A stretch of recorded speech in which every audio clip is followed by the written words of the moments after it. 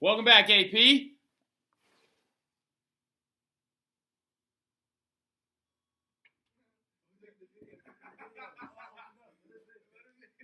Get out of here, you little weirdos. You're in it right now.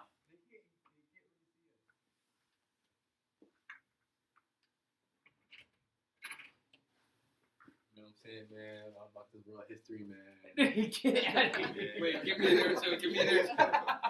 All right. Anyway, welcome back, AP. So let's pick up where we left off in class, right? We were talking about the Estates General, right? Talking about the hat fiasco on the first day and how everybody freaked out, right? So the biggest thing is the hat fiasco is kind of a symbol of how this meeting, this emergency legislative branch called by Louis, of course, Necker himself, Jacques Necker, was actually going to kind of miserably fail. It just didn't have a lot of stuff going for it at first. However, ironically enough, when it was first inducted, there were some solid agreements, right? So the Estates General of 1789 is a really, really important date in history, okay? Now we're going to get to another really important date here in a few, the storming of the Bastille. But what I need you to do is don't write down all of that stuff. You need to summarize it into a bullet point, right? That on July 14th, 1789, blah, blah, blah, blah, blah. Or I'll tell you certain things that you're supposed to write down, but don't write it all, okay?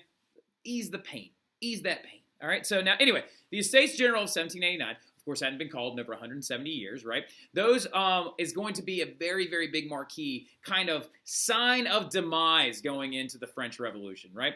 Those elected were politically different, as in liberal and conservative, all right? Conservative nobles and conservative clergy members were actually elected that actually wanted to keep the monarchy in power the way that they were, but there was an overwhelming amount of like-minded people when it comes to agreeing on certain things, right? A lot of them agreed on one big key thing. Oh, by the way, there is a VIP there as well.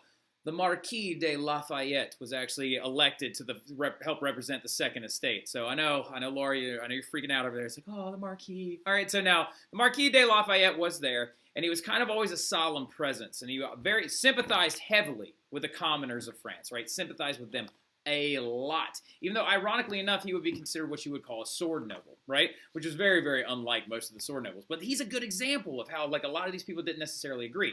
They did agree on some things, though. Their early agreements include the fact that absolutism is lame. So 1650, right? But constitutional monarchies, that's the new wave, all right? A lot of this is probably picked up, of course, from who? Very, very nice job, Shane.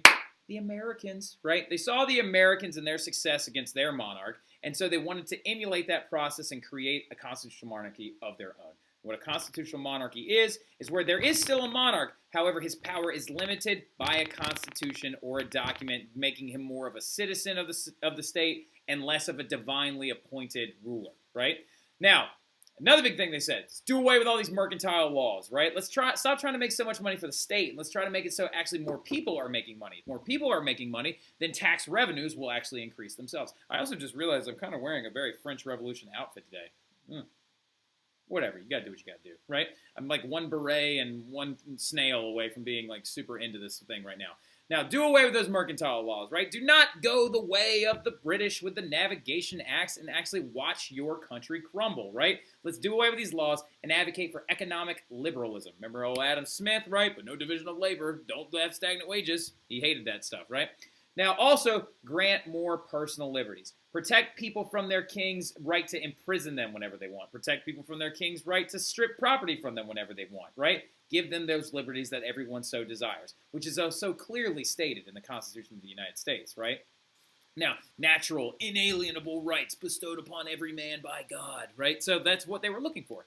Disagreements, though, include the biggest one, voting procedures, right? Now, the voting procedures were still one house, one vote, right? So a lot of people, including the Third Estate, asked Louis, we need to double the size of the third, which he did agree to, right? He did agree to that. But then when they actually called the Estates General and got there, he was like, nope, we're not voting by head, though. We're still voting one house, one vote, no matter what you say, right? So this is, again, some waffling on the part of Louis. I want to make these people happy, but I also want to make these people happy, because what did he say about himself? I so want to be loved. Now, anyway, don't anybody clip that out and make me look like I'm, depressed. All right, so now, meeting procedures is another big thing, because what ended up having to happen is that everyone was supposed to show up with these things called Cahiers, Cahiers, and I know I'm saying that wrong. But the way the Estates General is supposed to work is you show up. What that word means in French is notebooks, right? And I'm sure Haley would definitely come in and help me pronounce that better tomorrow. I'd really appreciate it. But these notebooks are full of grievances, right? Those grievances are supposed to be displayed and put out in front of the Estates General, where everyone then goes to their own meeting halls per house. They debate those things, decide on a vote, and then that house votes one per house, right? The problem was the commoners did not feel that their ideas were actually properly being understood. They didn't have a chance to actually advocate for their ideas in front of the other two houses, right? So also the representative numbers. Let's double the third, right? We talked about that already today a little bit though, okay? Representative numbers were a big disagreement, right? So we had some early agreements and then we had some early disagreements. Now, going into it though, this of course is another amazing painting of the Estates General, right? You have the commoners in their black robes and their powdered wigs. Then you have all over here the nobles holding their hats. Oh, the hat fiasco. Of course, there's one of the commoners holding his trifold hat. Oh, love the hat fiasco. And then you can actually see Louis up at the top wearing his hat. This is actually right when the hat fiasco supposedly happened. And there's Jacques Necker trying to actually lead the entire reform of the French government and their tax liability laws, right? What's up, Brock? Hey, So then you have over here the clergy, of course, wearing their caps as well. Now, oh, wait, I gotta back up. Now, right about here, okay? Write this down really quick. The Abbé Sieyès, all right? A-B-B-I-E, okay? That's not his first name. And it means abbot, as in a monk. And then Sieyès, S-I-E-Y-A-S. I think it's A-S. It could be E-S, but don't quote me on that. He actually wrote this thing called a pamphlet. All right, well, we know about a pamphlet. And the printing wars can just keep on going and going for the French, right? But he wrote this pamphlet called, What is the Third Estate, right? And in the pamphlet, as you read it, it defines the Third Estate as basically being, it asks the questions are, what are they? And he says, nothing. But who are they? Somebody. And what do they represent? Everything. So the Abbé Sieyès, even himself, former parish priest, sympathized with the Third Estate and was like, this is bananas, what is happening to them? We have to actually fix the government, right? But of course, with the hat fiasco and the way everything was rolling forward, it did not appear that Louis was about to throw his buddies, the nobles, under the bus, right? So then, of course, this thing forms. The Goliath, the Godzilla, the fly in the ointment that Louis never saw coming. It's called the National Assembly, right? Because the Third Estate was sick and tired of everything that was going on. So it was a revolutionary group, members made up of mostly the Third Estate, right? But they had been slowly convincing other members of the First and Second Estate to defect over to their group. And what they decided to do is they were like, we are no longer the Third Estate. We are no longer the commoners.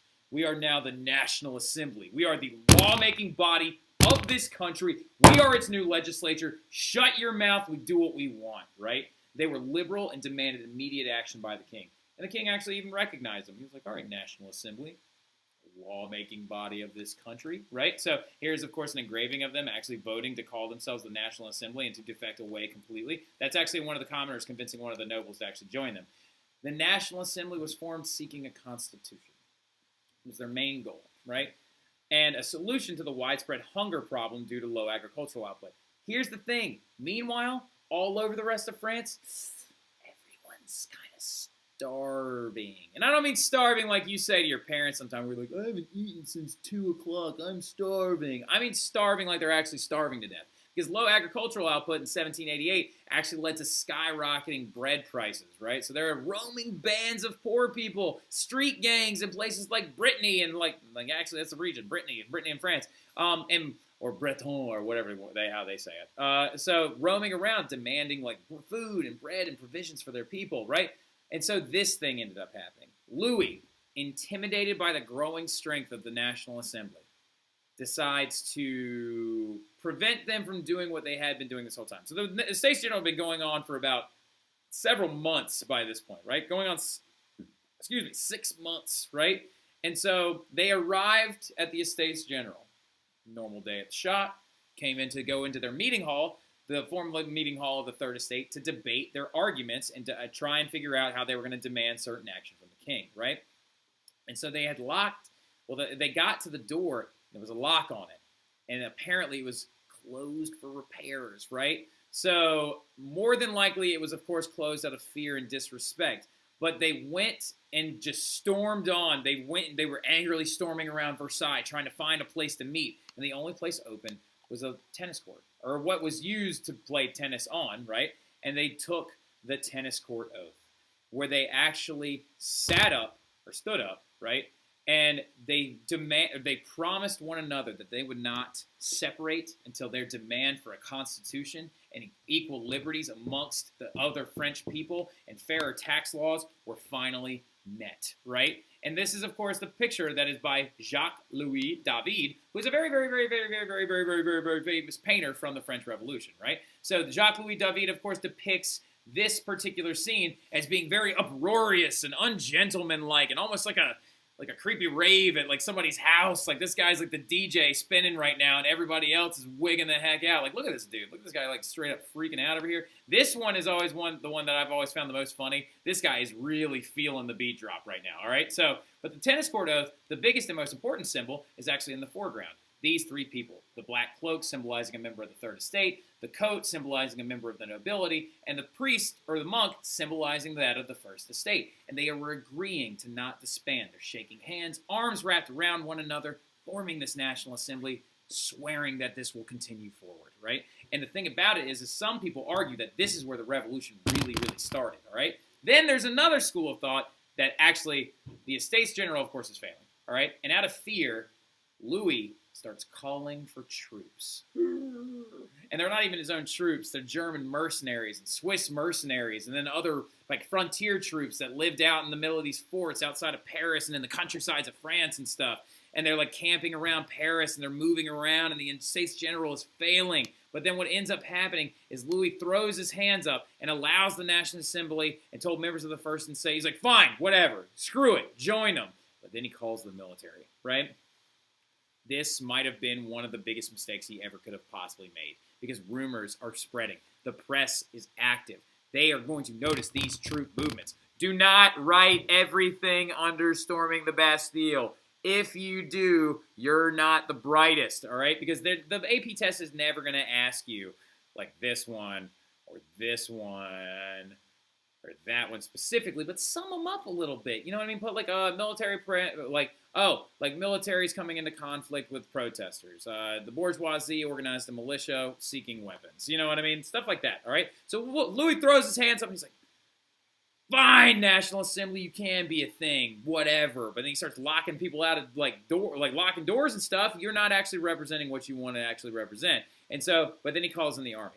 And the people of Paris are actually hearing the word about this. And they're like, if the king is not willing to recognize our new body, and if he's locking people out of doors, and we're swearing allegiance to one another, but then also the military is moving around, and they're amassing in Paris, right? Something's going down. And so armed groups of peasants began to kind of troll around, looking for two particular things. Food and weapons, all right? So they actually stormed early on a complex, a church complex demanding food, and they went in there with little resistance and found 52 wagons of wheat, right? So they were early successful, right? So the poor groups were very, very successful early on. And then regiments of cavalry were coming in and dispersing the poor and doing all this other stuff. But it's bubbling. It's bubbling up in Paris right now, right? The bourgeoisie decides, all right, fine, we're going to organize a militia, and we're going to kind of make it so we can stand up and hold our ground and fight against these troops that are moving into Paris. Louis, why are you so dumb? Why'd you call the army? Why? Why? And then rumors began to swirl that the military is going to attack and suppress these roaming groups of protesters and the bourgeois militias, right? 900 of them decide, all right, fine, be that way. And so they stormed earlier. They were also starving, remember, keep that in mind. They stormed the hospital before the Bastille ever even actually occurred. Broke, starving, very upset. They storm a hospital. And inside of that invalids hospital is what it's called, the Hotel de Invalides. They find, reports say, they find 29,000 guns, but no gunpowder. So they heard that the gunpowder was recently moved to the Bastille, right? So 900 Parisians assemble out front of the Bastille ready to storm into this old medieval symbol of tyranny, that you should write down, right? This huge Middle Ages fort built in the 100 Years' War that had been converted to a part armory, part prison, all right, being guarded by 80 retired, soldiers and then some Swiss mercenaries, a handful of them anyway, where apparently there was 250 barrels of gunpowder stored and shot, all right? So shot as in bullets, right? So they decide to assemble out front of the Bastille, right? And they begin to demand that they release the guns from inside, okay? The warden comes out front, and he's like, all right, calm down. Why don't you come inside, and we'll have a meeting, and we'll talk about some things, all right? So the two members go in and have a meeting with this warden, and the warden refuses to give them anything, right? Everything turns upside down, though, because the warden actually says, yeah, you can open up the gates and let them into the inner courtyard, and then they come in full force.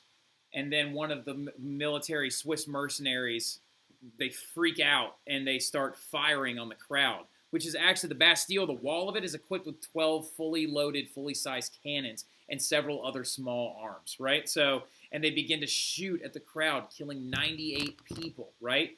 So several defenders were also killed as well, but 98 people were killed. And then one of the other, liberators is what they're called, or these liberators of the Bastille, runs up and drops the drawbridge to actually allow the rest of the mob to enter in. And the drawbridge ends up killing one of the other liberators and things, like one of the attackers of the Bastille ends up being crushed by a drawbridge, which we gotta admit would be nuts to see in real life. Now, the revolution had started. Necker, who had been dismissed at the old Estates General because he wasn't getting anything done to stop the National Assembly, idiot Louis, was reinstated, and the Lafayette was made leader of the Assembly Army, and they stormed into the Bastille, which only had 7 prisoners inside of it. It was 4 forgers, 2 other criminals, and then 1 deviant noble. The Marquis de Sade actually was in there as well. Ask me about the Marquis de Sade tomorrow. It's a fun story, all right? Don't forget to ask me. But the attackers end up going in, destroying the Bastille, setting it on fire, releasing the prisoners, and then actually storming, and destroying everything they can find. They leave several of the defenders alive because many of them were Swiss, all right? And then this is, of course, a scene of the violent phase of the revolution beginning, when they stormed into the Bastille with all of these weapons to kill anyone in their way and take the gunpowder from inside, right? And they actually apparently also beat the warden to death. He was stabbed to death by a baker after kicking the baker in the groin area. And his head was cut off along with one of his other assistants and put onto pikes and paraded through the streets. The revolution is now on, right? We are now moving forward. Stuff is about to get dicey, all right? So we'll stop there for today, okay? Now, double check on my Bastille story to make sure I didn't miss any good details, all right? But remember, only 7 prisoners inside. They found a bunch of gunpowder. They had a bunch of guns, just no gunpowder, right? They killed the warden, etc., etc. Swiss mercenaries, old retired military guys, all right? So all kinds of other stuff. We'll talk about that more tomorrow. See you guys tomorrow, AP.